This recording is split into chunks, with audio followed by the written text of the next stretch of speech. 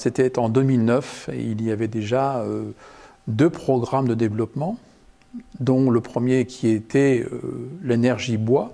Le but, c'était de créer des chaufferies bois dans les secteurs d'habitat rural.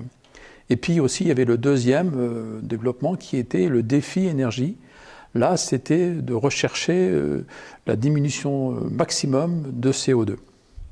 Et à l'époque, il y avait des chiffres aussi qui étaient très encourageants pour aller vers le bois, puisque nous avions des chiffres qui, sur les 10 années, disaient que le gaz était en augmentation pour les 10 années en coût à 95% et que le fioul domestique, lui, était dans l'augmentation de 110%.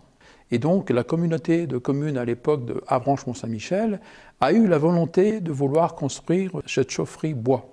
Et l'étude est partie en 2009 pour une réalisation en 2010.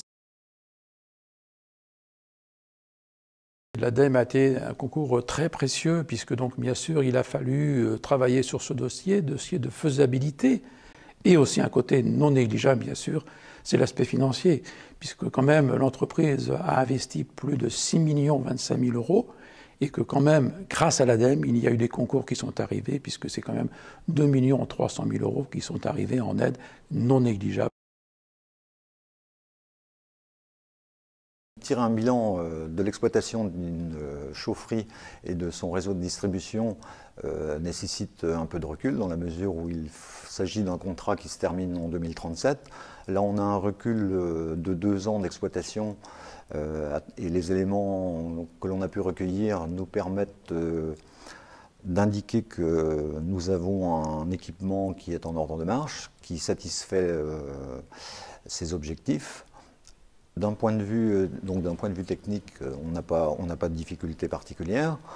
Le concessionnaire a déjà entrepris des démarches commerciales pour trouver de nouveaux abonnés et développer également le réseau sur l'agglomération d'Avranches dans la mesure où il existe un potentiel de logements qui peuvent être desservis encore, notamment avec Manche Habitat. Au-delà du bilan technique et financier, il faut aussi regarder le bilan en termes de développement durable. Une année de fonctionnement de la chaufferie permet d'économiser 960 tonnes équivalent pétrole d'énergie. Donc c'est un gain pour la planète, quelque part. Et aussi, elle permet de valoriser le bois énergie pour l'économie locale. Ce qui est un objectif aussi pour la communauté d'agglomération, de développer la filière bois énergie. Oui, naturellement. On peut dire aussi que nous avons la chance d'avoir une qualité de service par le gestionnaire de cette chaufferie bois. C'est très important, qualité de service. Mais aussi, il faut voir que les usagers trouvent une stabilité dans leurs tarifs. Et puis, il faut dire aussi que ce bois, nous le trouvons ici, dans notre Normandie, puisque nous avons quand même un potentiel de 4 900 tonnes de bois qui est apporté de chez nous. Donc là aussi, traiter ce bois-ci et d'aller le travailler, le chercher, c'est aussi économie de carbone. Ça aussi, c'est très important, si vous voulez, dans les contextes actuels. Si certaines collectivités, ce que j'encourage, veulent visiter cette chaufferie, aucun problème, ils peuvent le faire.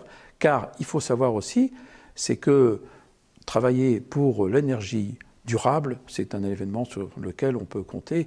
Et encore une fois, merci à l'ADEME de nous avoir aidés dans cette réalisation.